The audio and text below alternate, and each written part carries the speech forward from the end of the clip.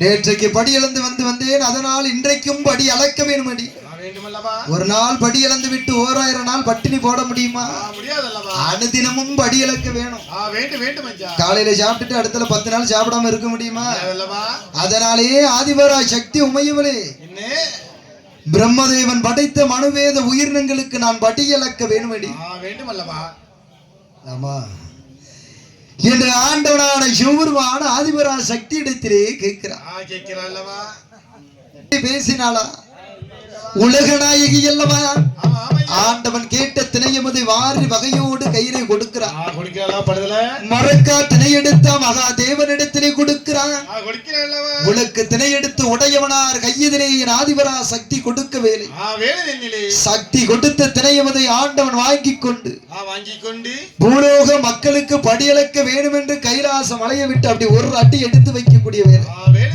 என் ஆதிபரா சக்தியானவள் ஆண்டவர் இடத்திலே கேட்கிறார். ஆண்டவா, பகவானே, நீங்கள் படியளக்கும் புதுமை தானையே, படியளக்கும் புதுமை தானே, பார்வதியால் அறிய வேண்டும். இவையளக்கும் புதுமை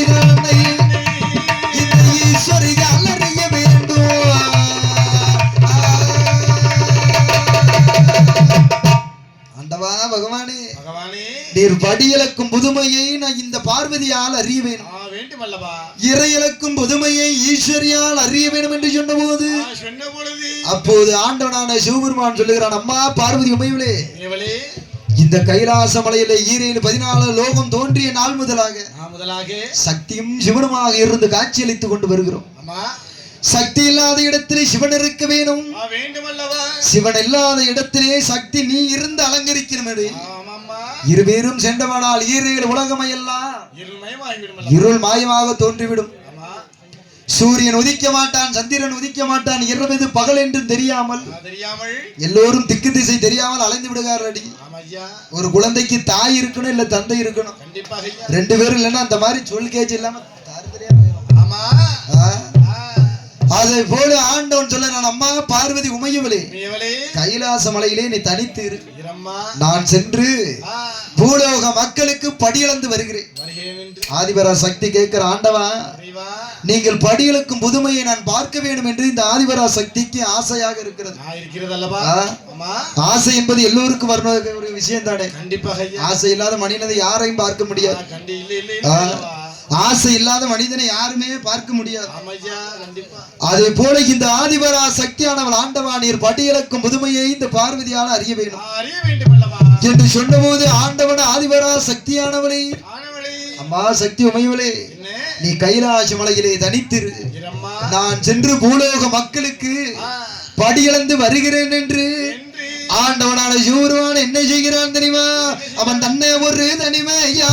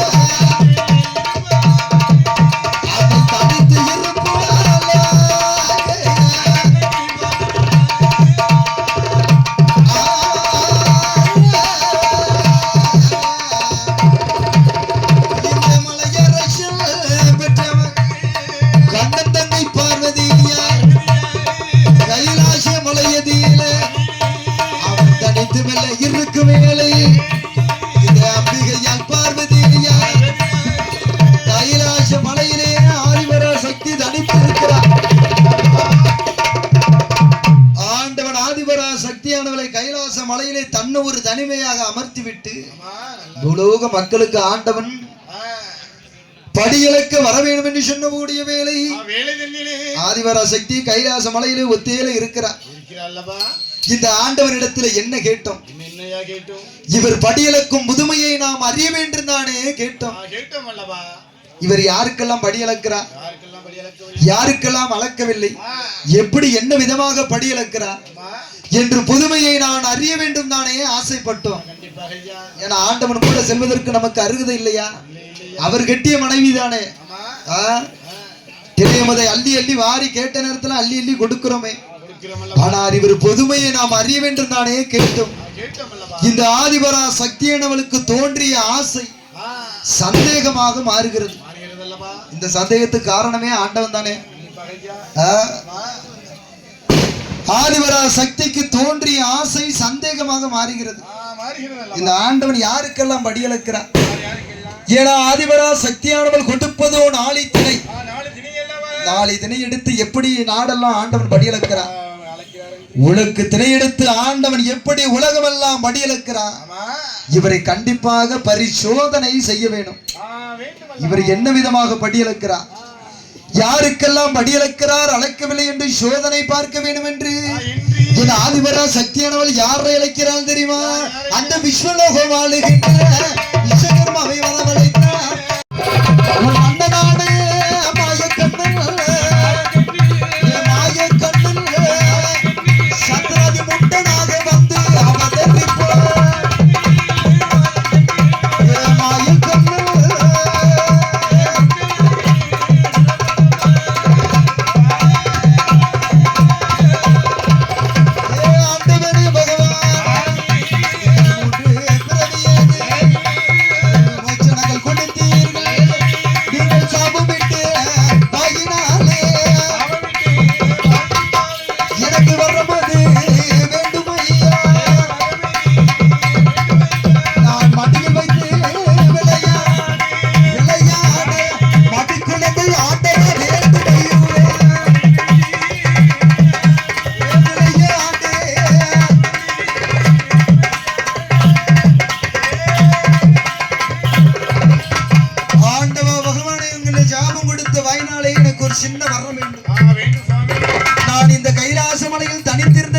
என் புத்தி பேதலித்தது ஆண்டவா.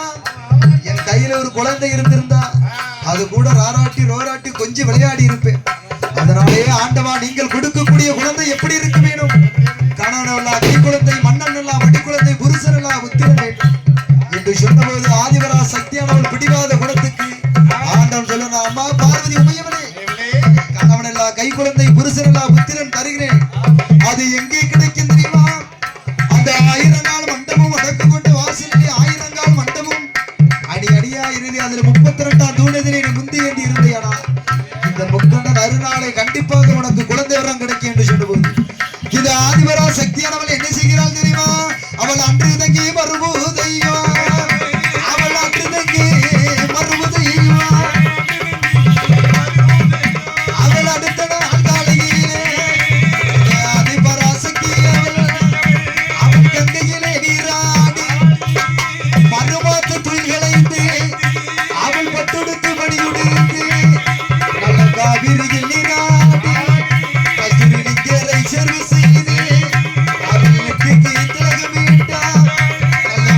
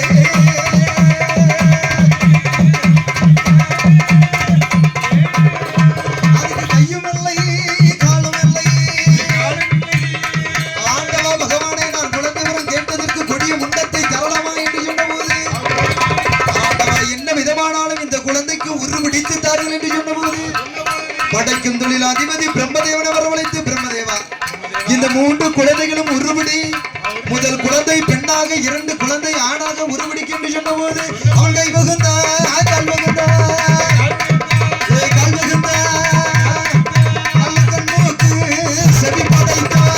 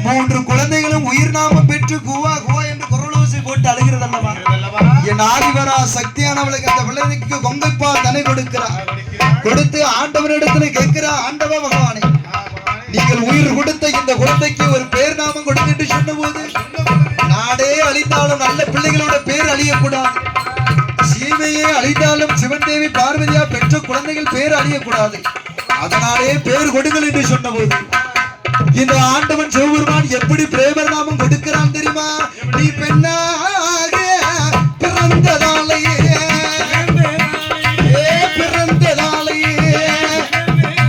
பேச்சு பிரம்ம நல்ல ராஜூதையா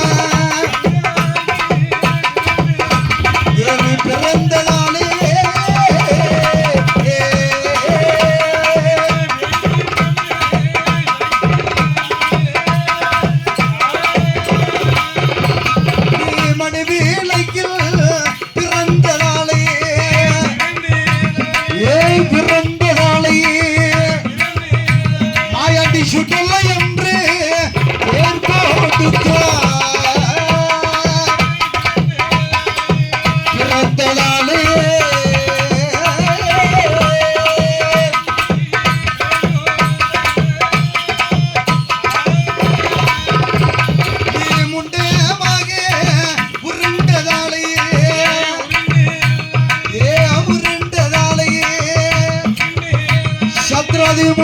சாமி என்று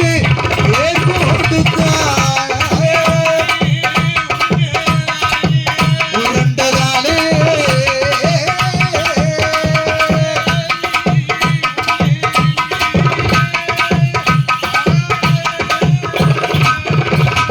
மணிவிளக்கில் பிறந்ததாலே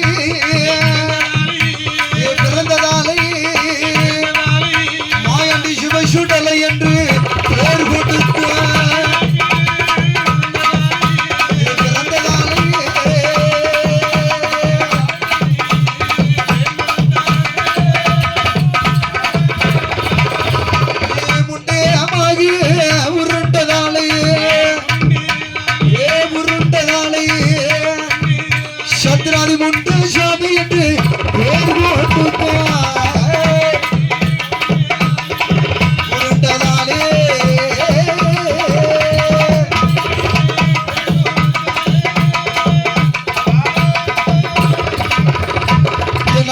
சிவனார் 3 குழந்தைகளுக்கும் பேர் நாமம் கொடுக்கிறான் அல்லவா பிரம்மன் உருவடித்ததினாலும் முதல் குழந்தை பெண்ணாக அவதரித்ததினால் பேச்சு பிரம்மராட்சதி என்று பேர் கொடுக்கிறார் தீ சுடரிலே பிறந்ததினால் சுடலை மாடன் என்றும் மாயமாக அவதரித்ததினால் மாயாண்டி சிவசுடலை என்று பேர் நாமம் கொடுக்கிறார் ஆடக்குட்டி ஐயர் மகள் அவள் பேர் வேடம்மாளா ஐயோ தலைமகளா அவளும் தலைமகளா அவள் தலப்பிள்ள சுழியோடு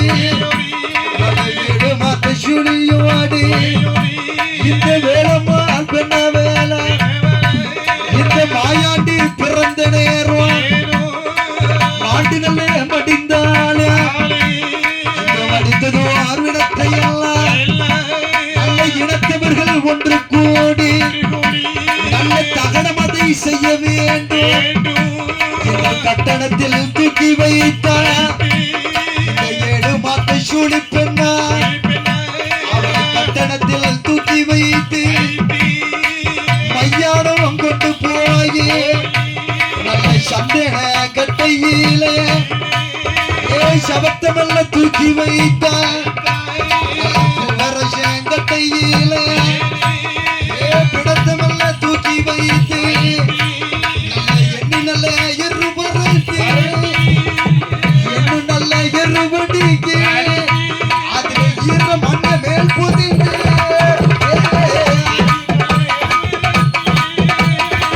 எண்ணி நல்ல எருபடிக்கு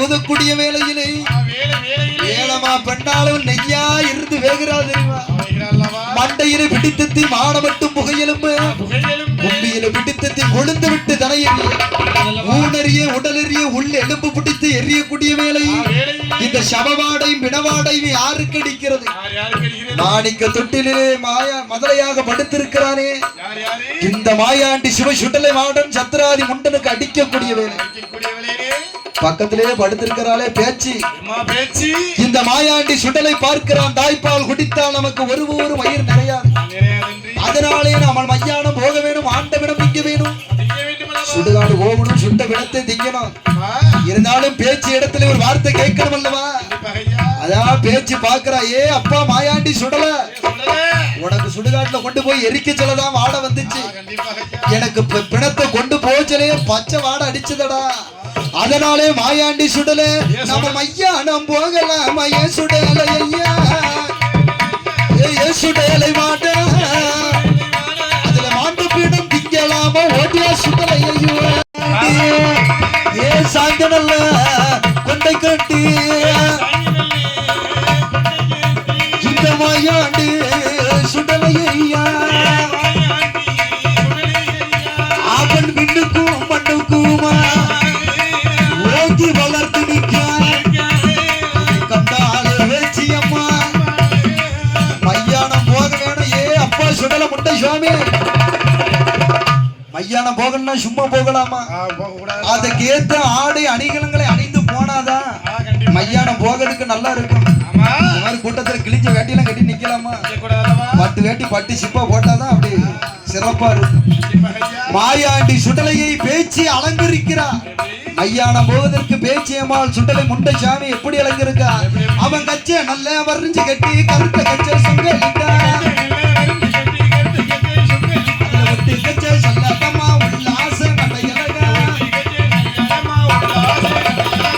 மாறாப்பு சங்கிலியா மாறாப்பு சங்கிலியா ஏ சங்கிலியா அதுல கருத்த கச்ச சோழி மாட்டி கருத்த கச்ச தோழி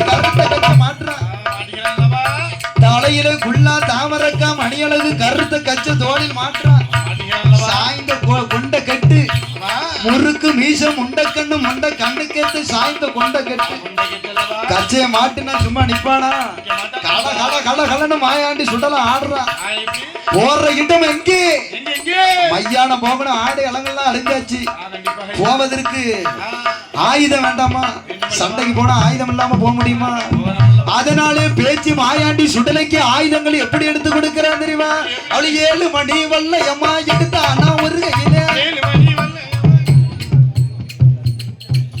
கையிலே விம்ம தட்டி மறுகையிலே தடி ஒரு கையிலே எடுத்து மாற சுடலையா 7 மணி வல்லையம்மா 7 மணி வல்லையம்மா வல்லையம்மா சுடலை எடுத்து வர ஒரு கையிலே எடுத்து வர ஒரு கையிலே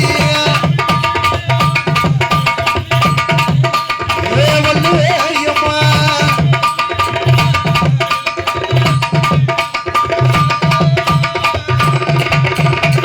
7 மணி வல்லைய எடுத்தா ஒரு கையில மொந்த தடி ஒரு கையில வீச்சருவா ஒரு கையில வீமம் மொந்த தடி மறு கையில இது மட்டுமா போற இடம் மையானம் 12 மணி அளவுல மையானது போனா மையான காடு போவதுக்கு ரொம்ப தூரம் இருக்கும் இருண்டோ கசமோடு கிடக்கும் இருள் மாயமா சூழ்ந்து இருக்குமே போவதுக்கு கண்ணு வெளிச்சம் வேண்டாமா பேச்சி அம்மா வெளிச்சத்துக்கு என்ன கொடுக்கிறா அவள் ஆனப்பந்தும் கை கொடுப்பா கை கொடுப்பா ஆதாலி சத்தம் போட்டு வருவா கை கொடுப்பா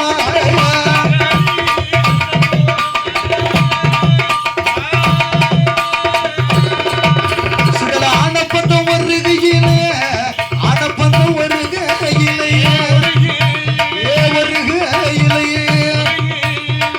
எடுத்தானே சுடலையா எடுத்தானே சுடலையா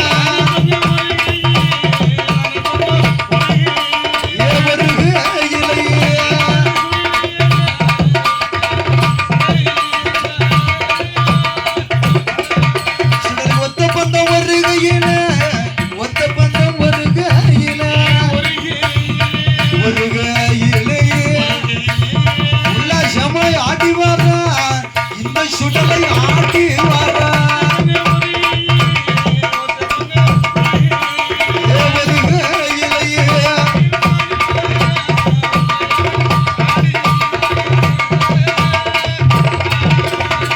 கச்ச மாட்டினா 7 மணி வல்லைய எடுத்தான் ஒரு கையில ஆன பந்தம் கைப்பிடிக்கிறான் ஆதாளி சத்தம் போட்டு ஆடுறான் போற இடம் மையானம் அல்லவா மையானத்துக்கு போகனா கால்நடையா போகலாமா போற இடத்துக்கு ஒரு வாகனம் வேணும் ஆண்டவன் எல்லாத்துக்கும் ஒரு வாகனம் கொடுத்திருக்கிறான் மாயாண்டி சுடலைக்கு வாகனம் எப்படி வாகனம் கொடுக்கிறான் தெரியுமா அவன் வெள்ள நல்ல குதிரையிலேயே மாயாண்டி சுடலையை சுவாமி நல்ல குதிரையிலேயே குதிரையிலேயே சிவவேடி கையா வருவாடா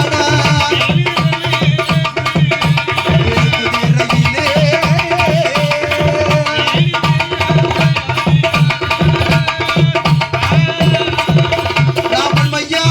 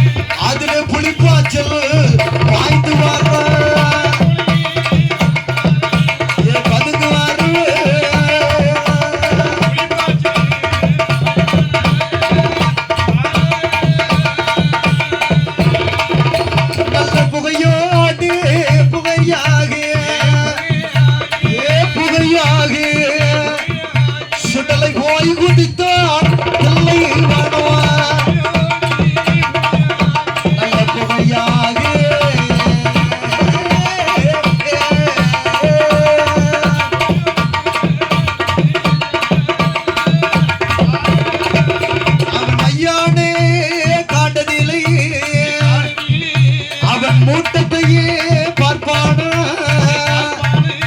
அவன் வளர்த்து சுத்தி இடத்தவார சுடலை இட சுத்தி வளர்ப்பார